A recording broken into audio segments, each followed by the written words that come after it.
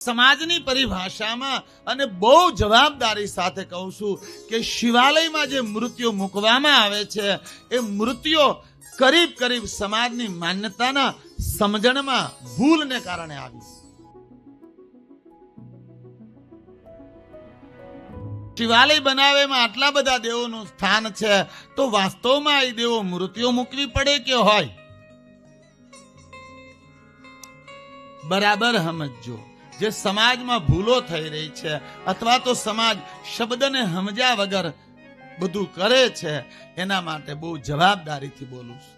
આપણે ત્યાં બે શિવાલય, એક નાગાજીનું શિવાલય અમારે કાખીઓનું અને એક સંસારિક શિવાલય. એમાં અંતર હોય. નાગાજીનું શિવાલય હોય અને સંસાર ન હોય એટલે બધા દેવો ગર્ભસ્થાનમાં હોય.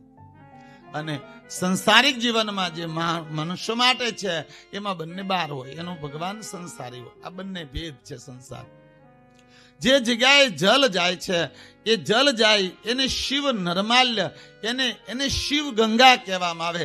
જલધારી જે હોય ત્યાં ગંગાનો વાસ છે. તો આજે શું કરે? ત્યાં ગંગાની મૂર્તિ મૂકે. મૂર્તિની જરૂર જ નથી. શું કામ મૂર્તિની જરૂર? ભગવાન શિરમાંથી જે ગંગા ઉતરે, જે પૂરી પૃથ્વીમાં વિહાર કરે છે એ ખુદ ગંગા છે. એ જળ જ ગંગા છે. ત્યાં મૂર્તિ મૂકવાની જરૂર કયા અર્થમાં આવે છે? કરે તો આપણને વાંધો નથી, હું કઈ વિરોધ નહીં કરતો. અને આપણે તો બધું કહેવાનું બંધ કરી દીધું, કઈ વિરોધ જ નહીં કરવાનો, ડાયું થઈ જવાનું. સમાજની પરિભાષામાં અને બહુ જવાબદારી સાથે કહું છું કે શિવાલયમાં જે મૂર્તિઓ મૂકવામાં આવે છે એ મૂર્તિઓ કરીબ કરીબ સમાજની માન્યતાના સમજણમાં ભૂલને કારણે આવી. વાસ્તવમાં છે જ નહીં. શિવાલયનું જે મૂળ સ્વરૂપ બતાવ્યું છે, જે વેદોએ ઉપનિષદોએ જેમાં બ્રાહ્ય રૂપમાં સ્થાન આપ્યું છે કે જ્યાંથી જળ જાય એ શિવ ગંગા છે. એ જે નિર્માલ્ય જાય એને ગંગા કહેવામાં આવે. હું કામ? ભગવાનના શિરમાંથી ઉતરીને જાય એટલે જ્યાં ગંગા છે ત્યાં ગંગાની મૂર્તિ મૂકવાની જરૂર. પ્રત્યક્ષ ગંગા છે, વિદ્યમાન છે. હા, ચાર દિશામાં, એક ઉત્તર દિશામાં કુબેરનો વાસ છે, જ્યાં ભગવાન શંકરનું કૈલાસ શિખર છે. એની બાજુમાં અલકાપુરી નગરી છે કુબેરની, જે દિશા ઉત્તર છે. તો એ દિશામાં તમે જ્યારે મંદિર નિવાસ કરો ત્યારે ત્યાં કુબેરનો વાસ છે, એક દિશામાં યમનો વાસ છે, એક દિશામાં વાયુનો, અગ્નિનો વાસ, 12 દ્વારપાલોનો વાસ. આ બધાના વાસ ત્યાં છે જ. એને કઈ મૂર્તિઓના રૂપમાં ન પૂજવા પડે, તમારે મૃત્યુના રૂપમાં ન બેહાડવા પડે. એ તો તમારી મારી અજ્ઞાનતા આવી એટલે આપણે મૂર્તિઓના રૂપમાં મૂકીશ. જી હા, બાકી છે જ નહીં. શિવાલયમાં કોઈ મૂર્તિના અંદર સ્થાન જ નથી. બ્રાહ્ય રૂપમાં ચારે ચાર દિશાઓમાં દેવતાઓને મૂકવામાં આવ્યા છે. એ દેવતાઓ વિદ્યમાન છે. એટલા માટે શિવાલય ગર્ભસ્થાનમાં કોઈ નથી હોતું. બ્રાહ્ય સ્થાનમાં જે 5 દેવ છે એમાંના 4 નું સ્થાન બ્રાહ્ય જગતમાં છે. તો પેલા શિવ તત્વ 5 મહા ઉર્જા તમને આપે છે. એમાં જે ઉર્જા પ્રાપ્ત થાય આદિ નારાયણી ભવાની દ્વારા થાય છે, જે પ્રકૃતિ છે. શિવ પંચાયતમાં ભગવાન શંકરને પ્રધાન દેવ માનો, પણ ભગવાન શંકર સરપંચ નથી. સરપંચ ગણપતિ મહારાજ છે. આપણને એમ થાય દીકરો સરપંચ. હા, શિવ પંચાયત તમે વાંચો તો એમાં ગણપતિ ભગવાનને સરપંચનું પદ છે, હનુમાનજીને ખજાનચીનું પદ છે, ત્યારે વ્યવસ્થાનું પદ વિષ્ણુને આપવામાં આવ્યું છે અને ધર્મનું પદ નંદીને આપવામાં આવ્યું છે. આ ચારે પદાધીશ છે પંચાયતના.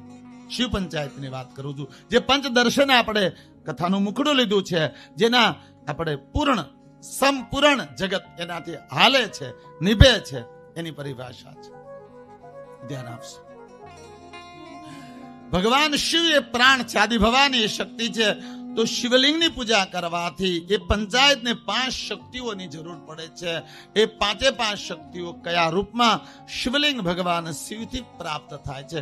કારણ કે 5 શક્તિઓ છે અને 5 શક્તિઓનું આવાહન જ સમાજનું સંચાલન કરી શકે, પાલન કરી શકે, જે કાંઈ કરવું એ કરી શકે. ઈચ્છા શક્તિ એ આદિ ભવાની છે, જેને દેહ નથી. જ્ઞાન શક્તિ એ આદિ ભવાની છે, જેને દેહ નથી. જ્ઞાન શક્તિ જે આદિ ભવાની છે, જેને દેહ નથી. વિચાર શક્તિ એ આદિ ભવાની છે, જેને શરીર નથી. આત્મશક્તિ એ આદિ ભવાની છે. આ 5 શક્તિ એના પર રહે છે, શિવલિંગ ઉપર. આ પાંચે પાંચ શક્તિઓ શિવલિંગ ઉપર વાસ કરે છે. શિવલિંગ જેની ઉપર વાસ કરે છે, શિવલિંગ એ પાંચ તત્વની પરિભાષાનો સ્ત્રોત છે. જી હા, એ પાંચે પાંચ સ્ત્રોતોને રૂપ આપનારું કોઈ હોય તો એ આદિ ભવાની છે. એટલા માટે પાર્વતીને પ્રકૃતિ રૂપા કીધા. અગ્નિ તત્વ છે એ વિદ્યમાન છે, પણ પ્રગટ ક્યાંથી થાય? બોલે કાષ્ઠથી, લાકડાથી, પથ્થરથી. જળ તત્વ વિદ્યમાન છે, પણ પેદા ક્યાંથી થાય? વરાળથી, ઉર્જાથી, આકાશથી. વાયુ તત્વ વિદ્યમાન છે, પણ પેદા ક્યાંથી થાય? ભગવાનના વાયુ જટામાંથી. શબ્દ તત્વ છે, પણ પેદા ક્યાંથી થાય? બોલે આકાશથી. આ પાંચે પાંચ તત્વનું કોઈ નિવાસસ્થાન હોય તો એ પ્રકૃતિ છે. અવ્યક્ત શક્તિઓ વ્યક્ત ક્યારે બને? જ્યારે તમે દેહ ધારણ કરો છો. તો હવે અવ્યક્ત શક્તિઓ, તમે માનો વ્યાસપીઠ વચ્ચે તમારી વિશે કોઈ સીધ તમને દેખાય છે? બોલે નહીં. બસ આનું નામ અજ્ઞાન, આનું નામ આપણી ટૂંકી બુદ્ધિ. તમારી અને વ્યાસપીઠ વિશે હજારો અગ્નિના અણુ હાલ્યા જાય છે, હજારો વાયુના અણુ હાલ્યા જાય છે, હજારો જળના અણુ હાલ્યા જાય છે, હજારો આકાશના શબ્દ અણુ હાલ્યા જાય છે, હજારો પૃથ્વીના કણો હાલ્યા જાય છે, જે આંખથી તમે જોઈ શકતા નથી. અને એનો સમન્વય છે એ આદિ ભવાની છે. એટલે શિવ અને ભવાની આ બંનેને મહાતત્વ કહેવામાં આવે. પાંચે પાંચ તત્વ બોધમાં ક્યારે આવે? જગતમાં દ્રશ્યમાન ક્યારે બને? જ્યારે પ્રકૃતિ એને પોતાના ગર્ભમાં સમાવી અને એક દેહ રૂપ આપે છે, જેને પછી વનસ્પતિ કહો, પશુ પક્ષી કહો, માણસ કહો, જે કાંઈ કહો, એ બધાનું જન્મદાતા કો હોય તો એ શિવલિંગ અને જલધારી છે. જલધારી એ માં ભવાની છે. પોતાના ગર્ભમાં પાંચ તત્વને સમાવેશ કરે છે અને પોતાના ગર્ભમાં પાંચ ઉર્જા દ્વારા એક પિંડ બનાવે છે, જેને મનુષ્ય પણ કહો, પશુ પણ કહો, પક્ષી પણ કહો, અસ્તિત્વની કોઈ પણ દેહવૃત્તિ કહો, એ માના ગર્ભમાં પાકે છે. એ પાંચે પાંચ તત્વ શિવલિંગ છે, એને રૂપ આપે છે જલધારી, જેને આપણે યોની રૂપેણી દેવી શિવા કહીએ છીએ. અને આ પાંચે પાંચ શક્તિ પ્રકૃતિમાં જ હોય. પ્રકૃતિ બહાર આ કોઈ શક્તિ રહી શકે નહીં.